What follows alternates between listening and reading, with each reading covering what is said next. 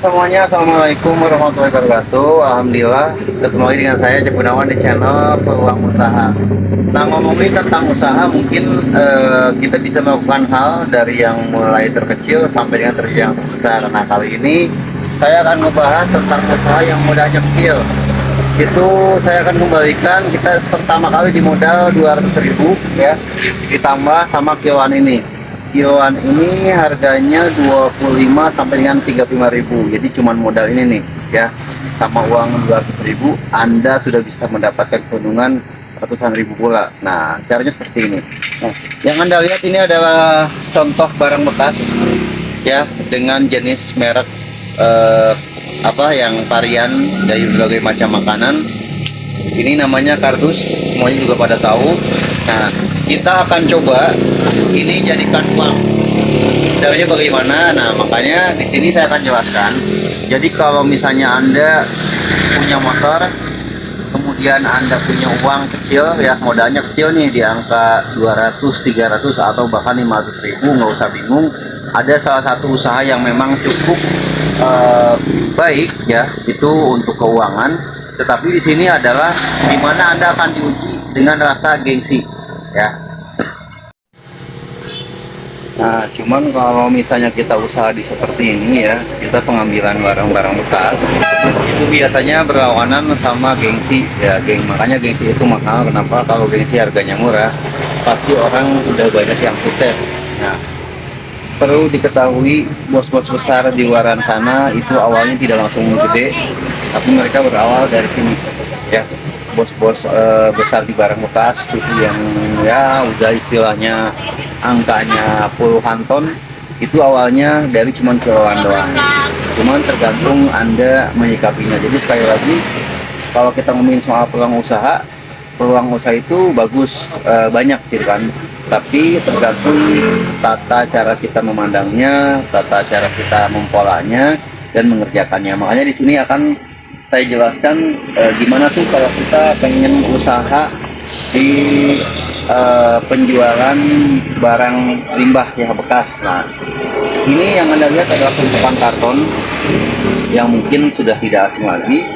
Jadi nanti hal pertama adalah Anda datang dulu ke lapak. Mungkin di daerah Anda ada yang namanya lapak rongkok ya, itu lapak yang besar ya. Nanti Anda datang, Anda coba tanya aja.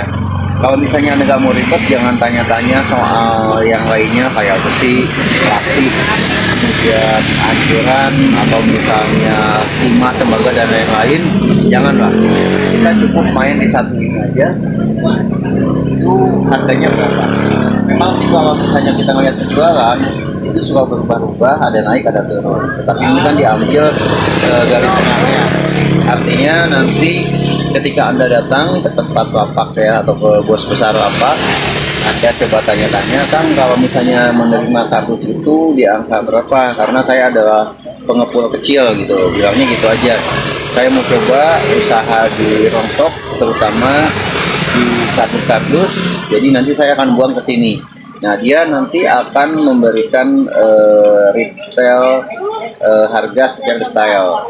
Bahkan mungkin ketika Anda tidak meminta untuk menjelaskan harga besi 1 kilo, dia akan menjelaskan. Karena biasanya kalau kita main di rontok seperti ini, itu akan terkait satu sama lain. Artinya barang-barang bekas seperti plastik, misalnya yang tadi saya sebutkan, ada timah, ada bekas kabel, kawat tembaga gitu kan, kemudian besi, ada seng juga, pokoknya banyak jenisnya. Cuman saya saranin jangan terlalu banyak main di yang lain, cukup satu aja di kardus. Nanti Anda tinggal tanya-tanya ya, atau diterimanya berapa. Kemudian kalau sudah nilainya keluar, nanti Anda tinggal datang ke yang pertama nih. Anda datang ke toko-toko ya, ke toko kelontongan. Pasti banyak kardus-kardus bekas ciki-ciki seperti ini nih. Ya, ini kan ada kardus tuh yang udah jelek. Nah, ini kan suka dibuang, dikumpulin, dijual sama pemilik warung. Kemudian nanti ada lagi Anda masuk ke instansi seperti misalnya rumah sakit bisa juga. Kemudian ke tempat pakaian, ke toko-toko pakaian gitu kan, biasanya dikemas juga tuh di dalam kardus besar yang pakaian-pakaiannya yang mahal gitu kan. Kemudian nanti Anda bisa masuk juga ke tempat-tempat packing seperti misalnya pengiriman paket, itu kan ada juga tuh kardus-kardus sisa kecil yang tidak terpakai biasanya dikumpulkan dan kemudian dijual. Jadi kalau ngomongin soal peluang usaha di barang bekas seperti ini, itu lumayan juga, cuannya cukup menguntungkan.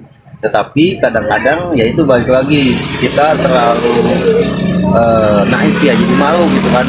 Padahal selama kita tidak menyusahkan orang, tidak membuat onar, tidak mempermalukan diri sendiri, yang ngapain juga harus malu. Toh kita kan makan juga tidak minta sama orang. Jadi kita ngambil keuntungan memang nggak gede, bisa 500 sampai dengan 700 rupiah. Kalau misalnya 10 kilo itu udah kelihatan ya, 7.000 rupiah. Kalau misalnya 100 kilo itu udah kelihatan 70.000 rupiah. Seiring berjalannya waktu, ini adalah peluang yang sangat bagus ya. Tapi saya balikin lagi kepada Anda, apakah Anda siap atau tidak. Nanti Anda coba aja tanya-tanya dulu, nggak usah malu, nggak usah gengsi, karena gengsi itu jujur memang mahal. Tapi ketika Anda mencoba untuk usaha ini, insya Allah semuanya akan dapat berjalan dengan baik ya. Sekali lagi, mudah-mudahan peluang usaha yang saya berikan dapat memberikan manfaat buat semuanya. Saya yakin Anda punya keinginan, punya potensi, punya ingin perubahan, dan itu bisa terjadi. Tapi tergantung balik lagi kepada diri Anda, apakah Anda siap atau tidak. Ya, seperti ini.